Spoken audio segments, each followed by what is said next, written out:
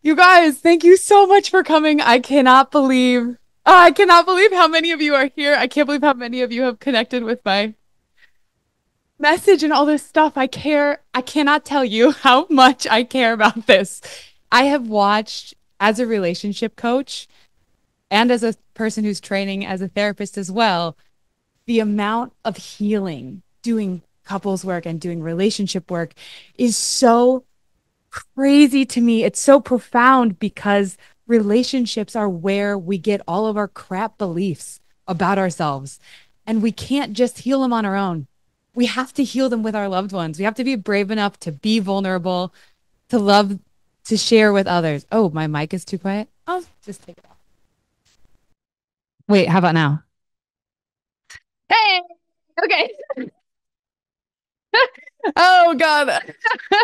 Oh, look at all of you. Okay, thank you so much for the chat. You're making me feel so loved and seen. Okay, so here's my goal today.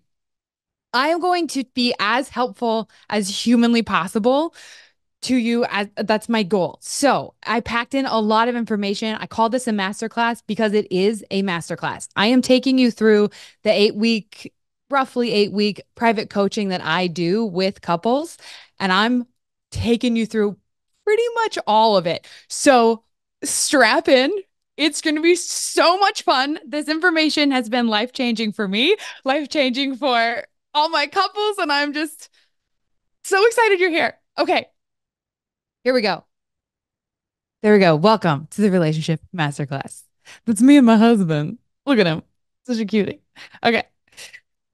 Okay. First, where it all began, the reason this is called the scene method is because I thought I was incredible at controlling my anger, my frustration, my emotions. I was like, I'm a queen at this until I got into a committed relationship. And then I felt over and over again like he was putting me in a car, driving me to anger, driving me to frustration, and then turning to me and going, why are you so upset? What's wrong? It's not that big of a deal. And first in the chat, please tell me how many of you have been frustrated by how surprised your partner is when you have a big feeling, when you're like, hey, this is a huge deal to me. How many of you have been surprised by how frustrated they've been in response? Or is that, oh, I lost the chat. Yeah, absolutely. Yeah. Yeah, it's like a zombie. You're like, what the hell, dude? Okay. So after feeling very annoyed, very angry, and very resentful, way more often than a relationship coach should, I realized that every time I got angry or I was resentful towards my partner, there was something deeper that I was scared to admit to myself. I was the one driving the damn car. And yes, I needed his validation, which we will get to, but he couldn't give that to me unless I stopped hiding the truth from myself. So when I was throwing resentment and anger at him, of course he was receiving it like an attack because it was. So I started to try to figure out what is the truth under this. And in doing that, I came up with these 4 questions that seem to cover every basis, which is what am I scared of? Because if we're scared, you've seen a scared animal, they freak the heck out. We're animals. What am I embarrassed about? What was I expecting of myself and of my partner? And were those expectations even reasonable? Did I even share those? And what do I need? Pulling back up.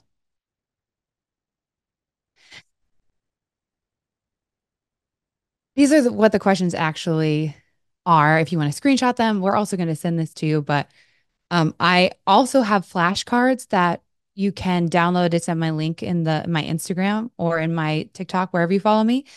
And my clients will literally take this flashcard, and when they're in the middle of a heated argument, they'll be like, give me a minute. They walk away, they look at the photo album in their phone and are like, ah, crap.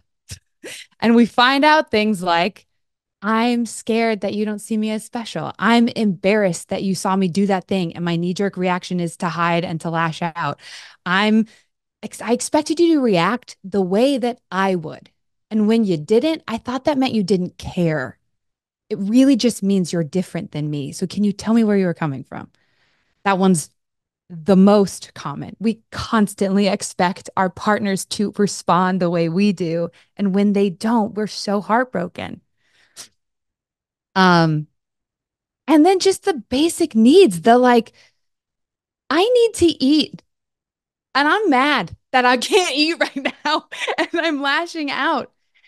There's a second layer to a need in that if you notice that you get especially angry around a particular need, for instance, for me, I'll get especially angry when I'm tired because I believe that if I'm tired and I need to rest, it makes me needy.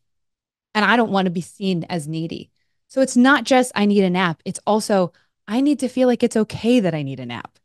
And that's not fully his responsibility, but it is mine to own and be like, I got to work through that. Okay, next. So there's my favorite quote in this book. If you read nothing in this book except for the line, most people are only as needy as their unmet needs, you'll still be wildly impacted. It is my favorite, one of my favorite relationship quotes because so many of us are terrified of being needy. And that is what makes us needy because we're not confident. We don't respect ourselves enough. We don't love ourselves enough to go, I'm a human being. And the thing that makes us strong is that we need each other, is that we are connected to each other. It's that I am willing and brave enough to be vulnerable with you and say, I need you. But how do we do that? So, a question I get a lot is I love my partner, but I feel so alone in my relationship.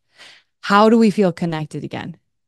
I mean, I went personally, I went from thinking my partner was the funniest, most brilliant person in the whole world to the most annoying, frustrating in like the span of a week. Like the swing is so big. And I got so scared. I was so terrified because I didn't want to become that couple. And in every other relationship, I was like, oh, we're just not a good match. And then I'd split. Except this guy kept showing up and he kept trying to love me and he kept trying to love me better. And I was like, he doesn't deserve this from me. What's happening? I don't want to leave him. And I also don't want to spend my life being that woman who nitpicks and eye rolls at the person I love. So I was like, okay, when do I get this way? When I feel like he does not appreciate or see me, when I don't feel validated, then without even realizing it, my brain decides not to appreciate or see him either. Not because I'm trying to punish him, but because I'm trying to protect myself. I am too scared to ask for what I actually need in that moment. I'm truthfully too scared to admit to myself that I need something, which I just foreshadowed with the sleepiness thing. So, all these couples that we see bickering and nitpicking, and when we get into that ourselves, they're doing it because they're scared. They don't feel safe enough not to. And the next section that we're about to move into explains the deeper end of this, which is the most exciting part of what I get to do with couples. But from a basic level, like just a tool you can take with you, something that I use on a frequent basis is that now when I notice that I'm not laughing at the jokes, instead of being like, well, he's not that funny. Well, he deserves it. Well, I go, okay, I need connection. What is that? What is that connection that I need? And this this is the another little acronym I made, SHHH. Shh, get quiet, get in on myself and be like, okay, see me, hear me, hold me, help me. And here are, if you want to screenshot this, you can as well. These are also in the flashcards. Um, these are some of the most powerful catchphrases because instead of rolling my eyes, I now go, I'm not laughing because I don't feel seen. Can you just like give me a eye contact, or take me out on a date, or tell me what you see that's special in me? I don't feel heard. Okay, can you just mirror back what you heard me say?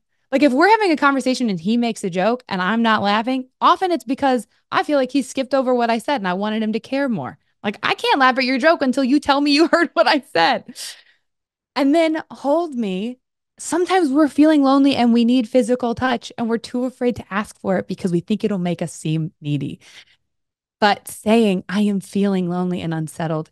Can you just hold me for a while? Has solved so many dang issues for me and so many of my couples where they're like, let's talk this out. And it's like, okay, can we talk it out after we hold hands?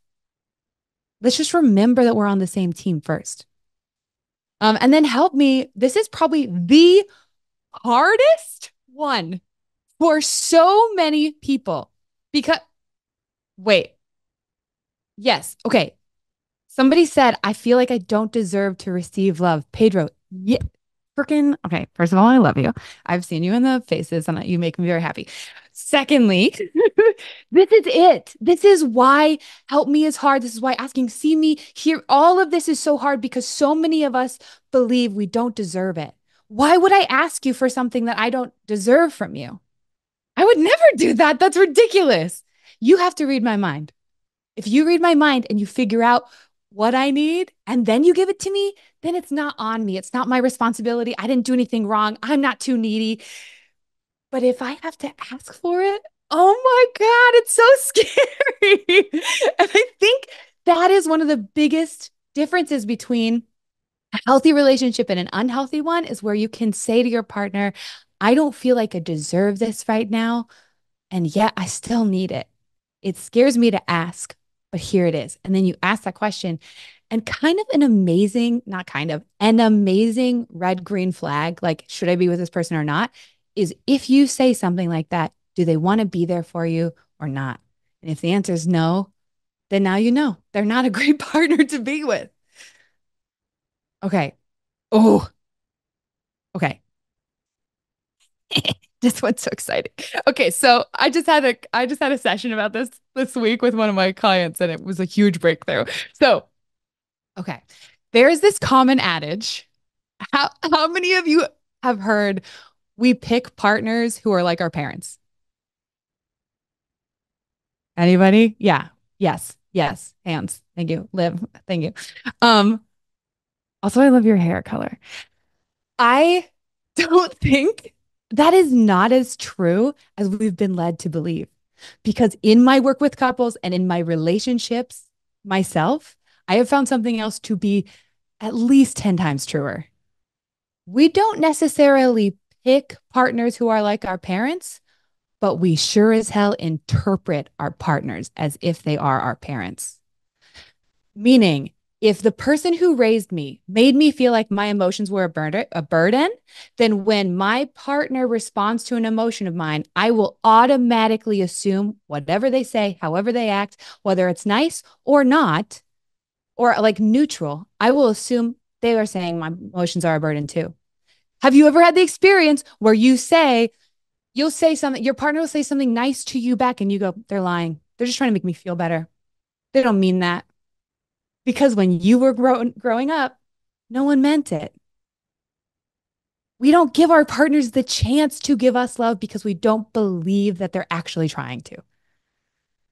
So we accidentally turn our partners into this. Brains can be assholes. Yeah, brains can be assholes. So we accidentally turn our partners into our villain. And you cannot be a partner with somebody who you are viewing as the villain in your life. Um, Okay, hold on. I'm just deciding if I should switch to the next slide or not. Oh, no, one more thing. Okay. One of the most incredible things about healthy relationships is that they are not between two healed people. They are between two people who want to heal together. In unhealthy relationships, we spend all of our energy trying to control the other person, typically saying the words, I'm just trying to make them happy. Because I did that in every single relationship, including this one with my husband, until I hit that breaking point where I was like, if we're going to continue being together, I cannot continue to live like this. And in every relationship, I thought I was giving and selfless and a listener and the best person. And I would feel, yeah, disconnected from my partner, but like I was a better partner. And when I started to heal this with my now husband, I was like, oh shit, I was the manipulative, dishonest one, hiding behind a smile and hiding behind the line, whatever makes you happy makes me happy. I was just scared. And it's scary to like actually stand up and be like, here's what makes me happy. And here's who I am. And in healthy relationships, what we learn to do is to stop spending all of our energy trying to control our partner into happiness and start spending our energy trying to genuinely connect with themselves, with ourselves and with them. Like we start to choose to get curious about our reactions to our partners and to get curious about our partner's reactions to us instead of judgmental. Like my favorite line is when you said that, I thought you meant this. Where were you coming from? And I started all this talking about the parents and partners thing because we are often so confidently interpreting our partners, going, yeah, but you definitely meant this. There's a huge feeling in me. I know this has got to be true. And if we pause and we go, I'm going to give you the chance to prove me wrong. Tell me, please, where you're actually coming from. And honestly, sometimes they are coming from where you expected them to. But hearing it reflected back to them, if they're trying to heal, they're like, ooh, yeah, that's a little bit uncool of me. I don't want to live that way. I don't want to love you that way. And they'll rewind back and try to, and then you guys can have a healthy conversation instead of not. Okay. Oh my God, this is so fun. Okay. So, ooh, you guys, I keep forgetting what I'm about to tell you, and it is. Okay. So, I love this question so much. Is love enough? And then I love this question because I love this definition. And I love how badly I misinterpreted it for years. So Mr. Rogers said, love is not a state of perfect caring. It is an active noun like struggle. To love someone is to strive to accept that person exactly the way he or she is right here, right now. I thought that it was an unavoidable, twisted truth of human nature that people we love the most are the people who will hurt us the most. And I was really embarrassed to admit that I always hurt the people that I love the most. And man, so why can't love be enough? Because it's not. Because love will get you nowhere without self-respect. What does that even mean? What does self-respect and healthy love look like, sound like? I will tell you what healed my relationship. A lot of my trauma created behaviors and the relationships and trauma created behaviors of the couples I worked with came from misunderstanding this Mr. Rogers quote. I used to think it meant I should accept any behavior from my partner and learn how to adjust myself to that behavior. Like when my partner yells at me or gets angry, then I am the bigger person. I respond with, oh, darling, you must be so hurt to react like that. I'm so sorry. And I thought he was supposed to respond to me that way too. But that has no self respect. That's a parent to child dynamic. That's oh, honey, you can't control your emotions. That's okay. It's actually condescending and it's self abandonment. So I would feel resentful when I actually succeeded. So when I succeeded, he would be upset with me and I would respond in that holy way. I would be so upset for the next 2 days because I can't believe I didn't get a place in the conversation. That wasn't love. It was people pleasing.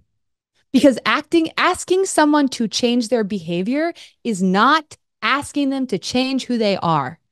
And I keep hearing this in my couples relationship coaching stuff where one person will say, when you do that, it hurts me. And the other person will say, but that's who I am. Why don't you just accept who I am? And I'm like, it is not who you are.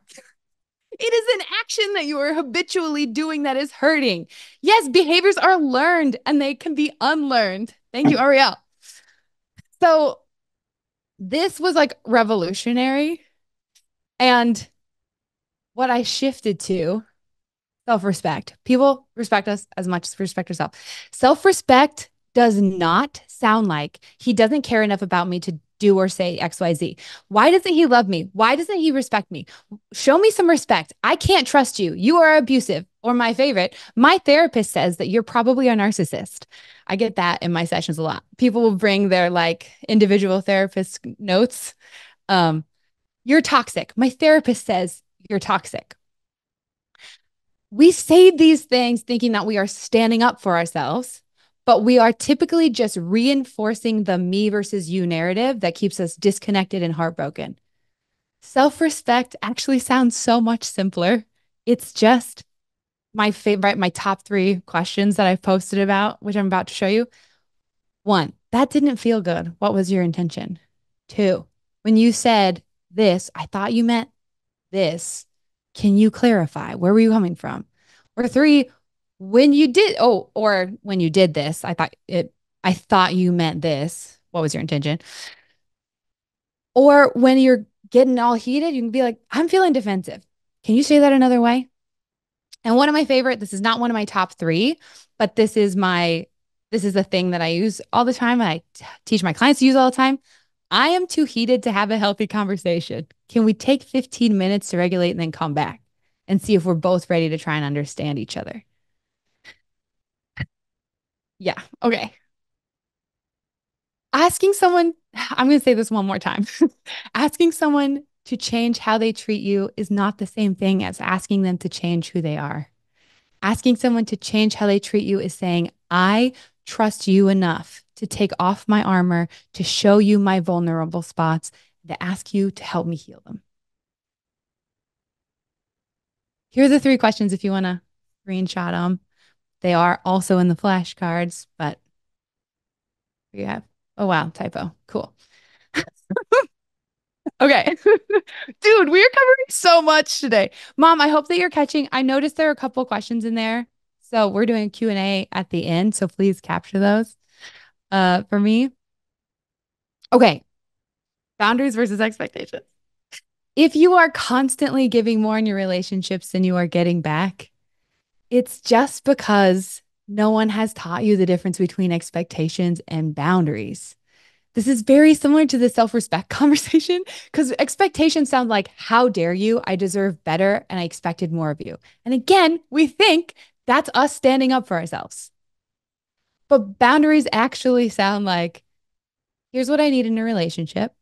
And if you aren't willing or able to learn how to meet those needs, that doesn't make you a bad person. It just makes you not my person because I want to learn how to meet your needs. And if you don't want to do that back, the cost of that is me drifting away so I can put my time, trust, and energy into someone who will want that kind of relationship. And when I say this, most people think I'm talking about when you're dating. Like you guys are fresh and free and you're just letting them know what your boundaries are and what you expect from a partner. Yes. And this is true for the clients of mine who have been together for 20 years and their partner is refusing to grow, is refusing to try. This is a scary thing to say to somebody that you've been with for that long, to be like, hey, I gotta tell you, we've got this one life together. And if you don't want to live it like this with me, I don't think we can continue. It's this is a controversial thing to say too, because a lot of people are like, no, don't rock the boat. But I have watched it transform, transform these relationships that have been 15 years together, 20 years together, and it either makes or breaks them. But generally, they were already broken. And it's somebody going, I want to live. I want to have I have this one life, at least this one life that I remember. And I want to have great love and I want to learn and I want to grow and I want to do that with you. And this is an invitation. But if you're not going to take that invitation, if you're not going to walk with me towards a brighter future, I'm still going to walk. As sad as that is and as much grief as that comes with, which is a heavy thing to talk about, but also so necessary because there are so many people who write to me, who talk to me, who are in sessions with me, and they're too afraid to leave their partner. So they leave themselves. And that's just too high stakes. And they don't know they're doing it. So here I am to tell you, don't do it. Okay. I powered through that and I want to stop there because that's so much information. So I'd like to do a little Q&A now. Mom, did you gather some questions? Um, I need to gather a little bit. If you Oh, posted the you question, need to gather emotionally. I'm so sorry. no, you're good. If you asked a question in the chat, it's flying by. Would you mind replacing it in there, and I will feed them to Morgan. So, and Morgan, you can just take the first one that comes up. I'm still letting Okay. in, Yeah, so I'm helping them. yeah, you take some breaths. I'll look at the chat. Sorry about that. Shouldn't have landed on the heavy one. Um, Expectations versus boundaries. Expectations are how dare you? Uh, you should be better, you should do better, you should. It's like a lot of you statements about what they should do, and boundaries are an I statement of what I'm going to do and an invitation to come with me. It's not like here's the consequences if you don't. It's like I'm doing this. Come with me or don't. Versus keeping yourself held back until your partner, until that person does what you want them to do, what you expect them to do. You deserve better than that. Okay, how does vulnerability with safety look like in a relationship? How do we know when it's safe to be vulnerable? Deb, you're going to hate this answer. You have to try it. You have to try it, and it has to be an I statement because a lot of people think that we're being vulnerable when we say, "You really hurt me." That's not. That's an attack. It sounds like vulnerable, but it's an attack. So trying it and seeing how they respond, which is the whole scene question method thing is getting you to the I statements. I'm scared that XYZ, can you clarify? And if they respond with, oh, wait, why were you feeling that way? And they respond with curiosity and they're trying to engage, that lets you know, okay, this person is a safe person to be vulnerable with. But if they respond with defensiveness and no interest in embracing your vulnerability, there is no curiosity, that's an unsafe space. And if there's somebody you're already with, you can push back on that and be like, I have to be with somebody who can respond with curiosity instead of judgment. Are you willing to learn that? And let them think on that. Oh, no, I lost. What are the differences between behavior, identity, and needs? Like if somebody needs alone time after socializing, is that a behavior or a need? I actually really like that question. Oh, and are you comfortable popping on, unmuting so you can clarify? Can you hear me? Yes. Okay. Explain. You said Yeah, if so somebody needs alone time. yeah, exactly what you said. Like if your partner say, "Oh, I need some alone time after socializing with friends or something like that," and Yeah. how is that a behavior or is that a need? How do you define a different thing? And can they change that? Because say you can change behavior, but if that's a behavior, can they change it? Um, and is this a situation that you face currently where one Yeah. of you needs alone time and the other one doesn't?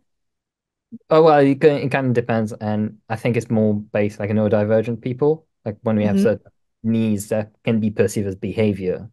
Was it Uh, behavior? you're kind of describing it pretty well in that you need, like, if I need alone time, you feel like you need alone time in order to be a good partner. That's a need versus you're in a conversation and the person constantly uses you statements and is attacking and is defensive. That's a behavior. Okay. Or if you're in a conversation and the person's like withdrawing and shutting down and doing the cold shoulder thing, and That could be that, also need for them to process what just happened, no? yeah, and the shift in that, it's a perfect example because the shift in that is you guys can talk about that outside of it and go, okay, I always need time to process. Mm. So for a lot of my clients, this is a trick. This is actually way more common than you think. A lot of people who need to process, we created sign language. So a hand over heart and rubbing actually has a physiological response. So it calms you down.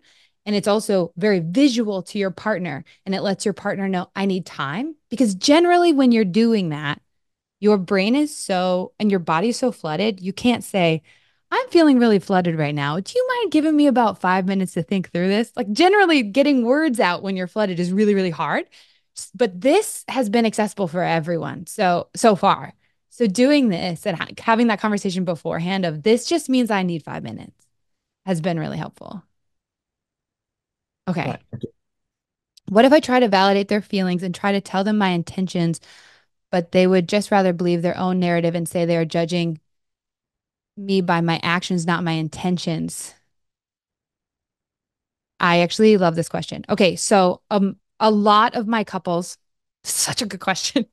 Okay, so what happens is a lot of my couples, one of them is really doing the thing. Like you say you're upset and they say, I see you're upset. It sounds like you feel like this. And the other person is still like, you're just empty words. I don't trust you. And it's back to the same partner parent thing where they've determined that you're going to be the villain in their story because their brains, the pathway that they've got really smooth in their brain is you are attacking me. It's me against you, and they haven't really practiced we're on the same team against the issue. It's not about blame. One of my favorite relationship quotes is seek solutions, not blame, but seek understanding before solutions. And most couples don't do that. So they either go straight to solutions, which feels like they're dismissing each other, or most common, they go straight to blame because blame is comforting. Blame is control. Blame is it's your fault and you have to fix it. Blame sounds like you did this, you need to fix it. And it's nice because it's not my responsibility. You're the bad guy. I got it. It's clear. It's black and white. It's a great action hero movie, but it's not a great relationship. It's disconnected. So your partner is probably, I mean, there's obviously a lot more to this, but your partner is likely ignoring the actions that align with your words because they are so set on seeing you as the villain to their victim in the story. And that happens a lot, like a lot. And people don't know that they're doing it.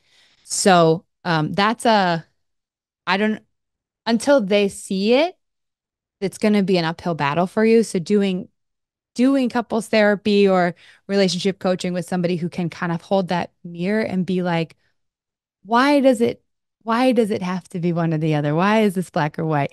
Is helpful. Okay. How do you attract and retain true friends and help them learn to put equal effort into the relationship? Oh, thanks. Yeah, great question. Okay. Okay. So back to the vulnerability question that I think Carol asked that, right? Or Deb? Was it Carol or Deb? I don't remember. But back to that question, similar. It's very similar to like the secret thing that I'm doing here with all my relationship coaching. Everything I teach you here ends up working everywhere. Like in business, in negotiations, mirroring back what people say, treating it like it's you and them against the problem instead of you against them. And the world will become a very easy place to live.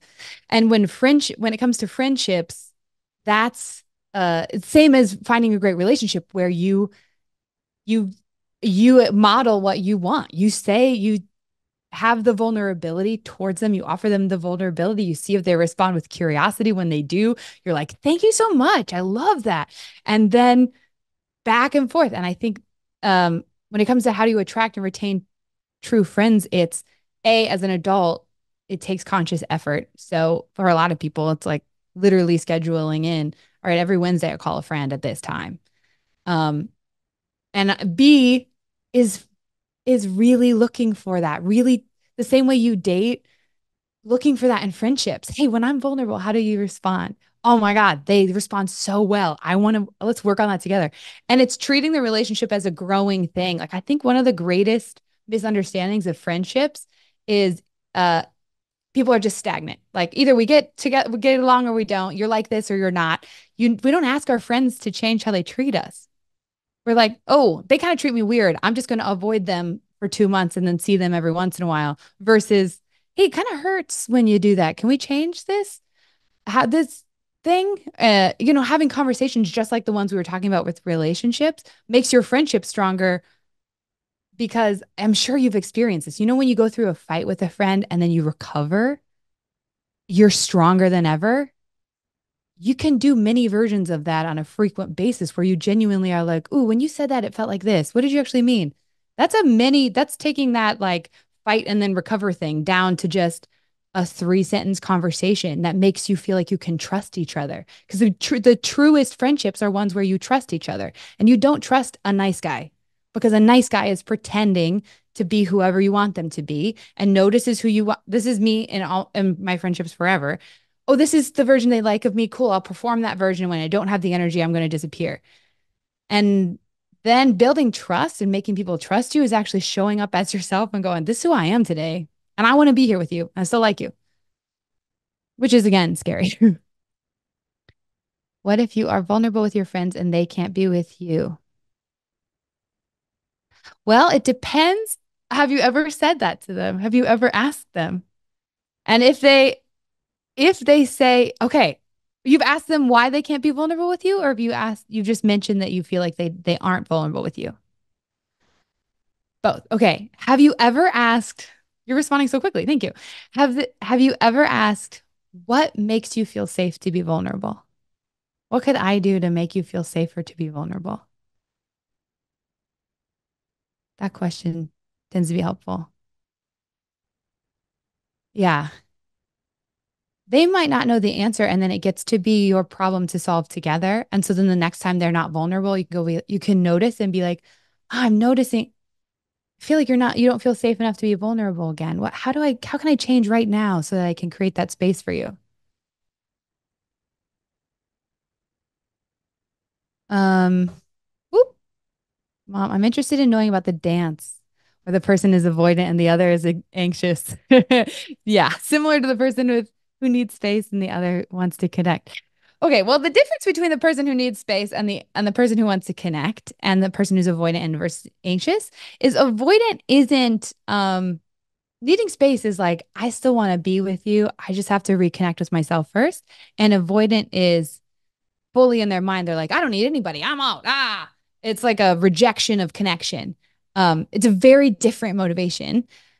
It's hard. The only way, so an avoidant can't stay together. Avoidant and anxious can because the anxious is forcing it to happen. Um, but this will suck for the anxious person. Your whole life will become obsessed with them. You won't be able to do work. Like the whole day is just thinking about how do I say the right thing and when do I say the right thing and what do I send them and how do I make them feel better and like going through that whole cycle. Um, so the only way that's successful is if the avoidant can recognize what they're doing and want to heal it. Like once they notice if they can say this behavior is unhealthy and I want to heal it, and I know it's going to be hard for you, anxious partner. I don't want it to be. Are you willing to help me heal this? Golden.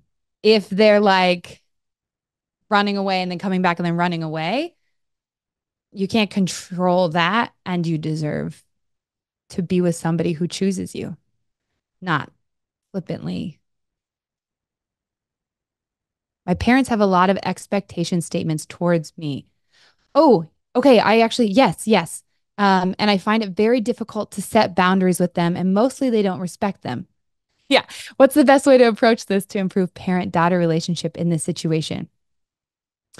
Um, Most parents don't respect boundaries, and they feel like their role is to control you into safety. So setting boundaries just means you adhere to them whether or not they do. So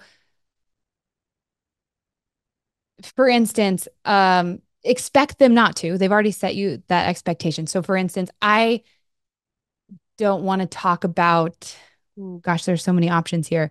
I'm not going to talk about politics. Let's do that basic. I'm not in a great space to talk about politics with you. First of all, it's always an I statement. It's like I can't handle that. It's overwhelming for me to do that. And then when they cross that boundary, being like, oh, I don't like talking about that. And then going to the thing you were willing to talk about, it's it's kind of simple. It's simple in that it's like a, oh, nope, and then moving on, or even walking away. And it's hard because you have to stay calm. But I would say one of the major reasons that parents cross boundaries is because, as I just said, they view the epitome of love is controlling you into safety. And your boundaries are essentially saying, you can't control me. And that is terrifying as a parent who believes you don't have the ability to be safe without them controlling you. Um, One of the best lines that works crazy well is, thanks for looking out for me. You don't have to agree with their thing. You don't have to do what they do. You don't promise that you're going to do what they do. You're just like, thanks for looking out for me. I see what you're trying to do here. Thanks for looking out for me. And then you do what you're going to do. You can even say, I'm still going to do the thing, but thanks for looking out for me. Because they really want to be important in your life and that they try to prove their importance by controlling you. Oh, wow. So much happened in the chat. How does it? And then we'll stop and I'll tell you.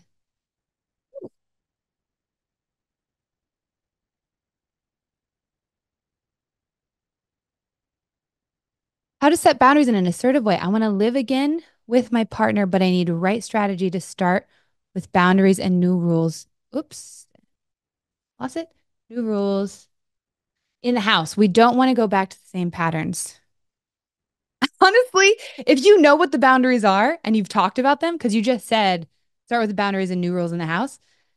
Um, if you know what those are, genuinely printing them out and putting them on your refrigerator has worked for clients of mine. It's like, we've got it down in paper, we've decided. A lot of people, so I have a rules for fighting. I have 9 rules for fighting fair. A lot of my clients put those on the refrigerator. Um, and they look at those halfway through, like a fight. But also, if you're asking, are you asking how to set boundaries, like what to say, or how are you asking how to maintain them? What are the 9 rules? Oh, I'll tell you. Okay. Oh, yeah, 9 rules for fighting fair. I actually don't even know if I've got it available anywhere. I just send it to my clients now that you're asking me. So one is the seek solutions, not blame. I wonder if I can share this. It's part of a book that an ebook that I just wrote. I don't feel confident in my ability to share this. My technological skills might fail me here.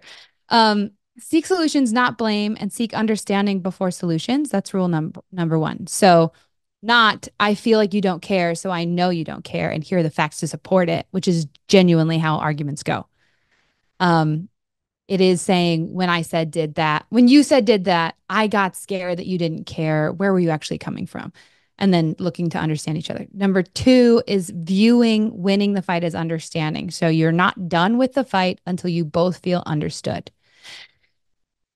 Which leads me to number 3, because you will inevitably very often get heated. So take timeouts and create a timeout system, which is take 15 minutes of a timeout. If it's getting heated, come back in 15 minutes and be like, are we ready to try again? And the answer to that is, am I in a place where I'm trying to understand you? And are you in a place where trying to understand me? Because if we are in a place where we're trying to prove our own perspective, we will not connect. We will not understand. We'll just get loud and big. So having a healthy, connected conversation around conflict doesn't work until you're trying to understand the other person and they're trying to understand you. The other one, next one for two-way street, means making sure both people feel understood and then creating a solution. So the two-way street means solutions only happen after you've created that understanding. There is no I'm happy if you're happy. That cannot be the winning statement.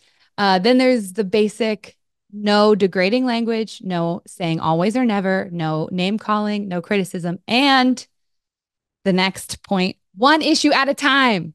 One of the biggest problems, every time a fight gets heated, it's because we think the other person doesn't believe we deserve to feel what we feel. So we go, I feel this way. And then we pull in every data. See, you always do this, and here's the pattern, and here's what you did, and see how the thing, and like you're pulling in all of this evidence like a lawyer in trial, but the two lawyers are not on the same team. So pulling in all this evidence makes it impossible to understand each other because now the issue is so big that the goal has stopped being understand me and started being you. Let's define you as the bad guy here. So it has to be one issue at a time. So you only focus on one issue at a time, which might be the dishes. Like, I'm really mad about how the dishes is going. Why is that? Oh, it makes me feel like you don't care. And you don't have to pull in the pattern. You can be like, okay, well, how do I make you feel like I care? Like you stick to the one issue. No criticism question mark. Yeah, no you statements. No, you are an awful person. You are doing this wrong. You're not a good lover. You're the reason of the thing. Like I fall into this and my husband will call me out. Like, especially I've noticed this especially around um around intimacy and physical intimacy. I did this to my husband. I was accusing I came out, I was like, I just feel like we're not really doing great in the bedroom. And I feel like you're, and it was all these you statements. And he paused for a while and he was like, you just said only you statements.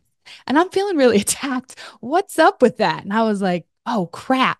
So having that no you statements really helps because your partner can be like, this has stopped becoming about us against the problem and started becoming about me being a bad partner.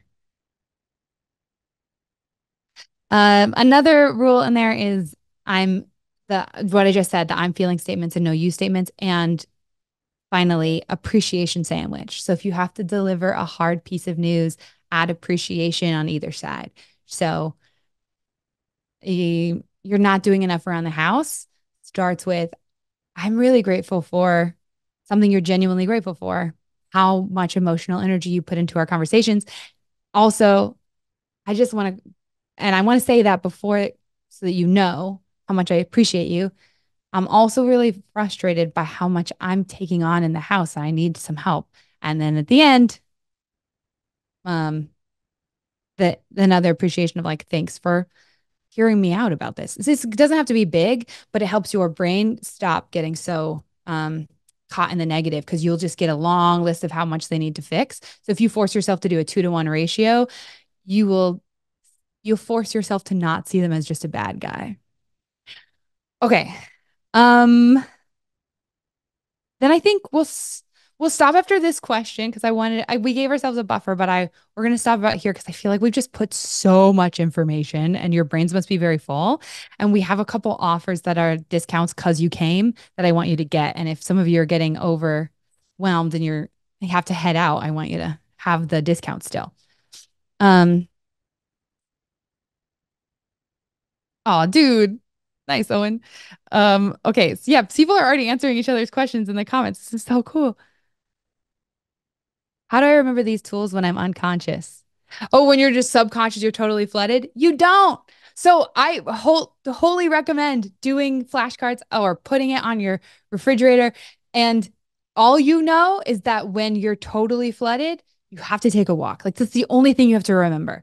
I got to take 5 minutes, just 5 minutes, and I'm coming back. And it's essential to come back to be like, I'm coming back in 5 minutes or 15 minutes. But if you are not able to remember any of this stuff, you should not be having a conversation with your partner about your relationship or who they are or who you are, because it's going to get nasty. So if you can't remember them, I have either put it in a photo album on your phone that you can reference, and you start doing it so often that it becomes habit. Like, most people memorize these within 3 times of doing it because these tools work so well and they feel so good. Like, imagine coming to your partner with something that upsets you. And at the end of the conversation, you feel loved and connected and seen and heard. Like, that's addictive. It feels so amazing that you learn these things really quickly. So having them in a photo album on your phone, I mean, some of my clients will have the arguments like literally going, okay, I am scared. Like, they force themselves to answer. I am scared that you think that I'm stupid. I am embarrassed. Like, they force themselves to find answers and it forces them to be vulnerable. So, um, okay. What is my book? Oh, I'm halfway through writing a book. I keep changing the title.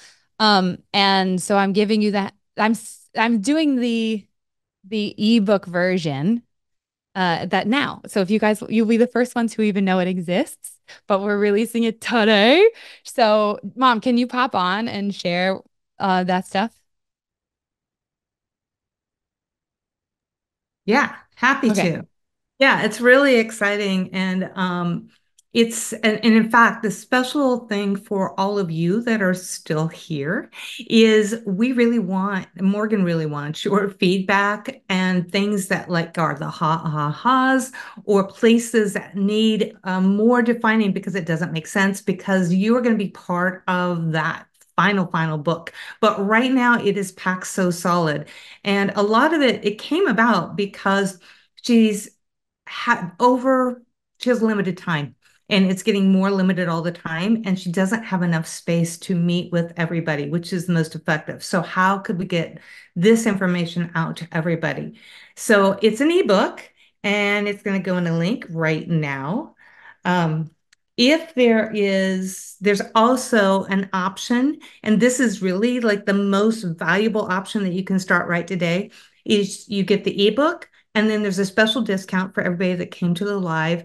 I believe it's on that page. It's called Live 47. And if you bundle that with the course, you're going to have like the whole package. You're going to have her in videos explaining different steps and the book and worksheets. And I think you can get a long ways on your own starting this weekend if you want to do it. And there's a challenge to get as far as you can and make that transformation in your own relationship within 4 weeks.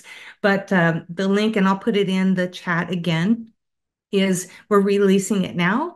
And then we'll be following up with an email in the next couple of days with the replay and another link for those who purchased the book that says, hey, what were the questions? What were your thoughts? Is there any place that, so your feedback's going to be really relevant for that final version of the book, but it is packed right now. So I would grab that while you get the chance. And I think that's all I have to say. If you've never worked with Morgan and she does have any availability, there is an option to do first session for $100. That's a really discounted rate. But also know that you might not be able to book for a couple of weeks because her schedule is pretty solid. So we'll see. That's all I have, but I'll put the link in there again. You're welcome to message me in the chat if you have questions or the link didn't work or anything that you need. Just let me know and I'll hand it back over to you, Morgan. Okay. Um, okay, so Mom's gonna put all the links in. She already put the ebook. I wish there was a way to pin it. But that's it. I think we've covered. I just noticed in the chat some people are getting overwhelmed, which is fair. We really covered so much information. Thank you so much for coming. I can't tell you how much I love getting to do this, and I love that there are so many people out there who understand the value of relationships. Like we live in this culture that keeps lying to us about connection. Like we should be individual and independent, and that's the best thing to be. And that makes us so weak. It makes us depressed. It makes us sad. It makes us listless. And the fact that you are all here caring about connection and relationships makes me have so much hope for the world. It was really lovely to see your faces. I will see you all on either Instagram or TikTok, I'm sure. Um, I don't know if we need to, I guess I'll mute my microphone and my video, and then my mom will leave the chat up open and the like Zoom open for any questions. So if you go to purchase now and you run into an issue, then you'll still be able to go to the chat and mom will be able to fix it. I won't. I have no idea how she does any of this stuff she does. I'm just sitting around thinking about love all day, staring at the ceiling. Mom's actually doing the work.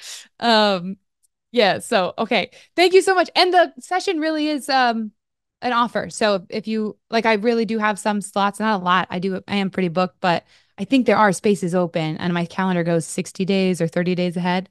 So just snag one if you are interested. Okay. Thank you. Thank you. Yeah. Oh, yeah. Can everybody unmute and just say goodbye? I just want to hear your voices. Thank you so Thank you much. so much. Thank you. Bye. Bye. Thank you. Bye, Morgan. Bye. Bye. Thank you. Thank you. Bye. Thank you so much. Easy. Thank you. Wonderful. Good. Thank you. So much. Oh my gosh, you Appreciate it changed so my life much. already. Oh, Yeah. oh Thank you. Bye. Morgan rocks. Thank you so much. Thank you. Love you, Thank you. Morgan. Bye. no. Oh my Thank you. God.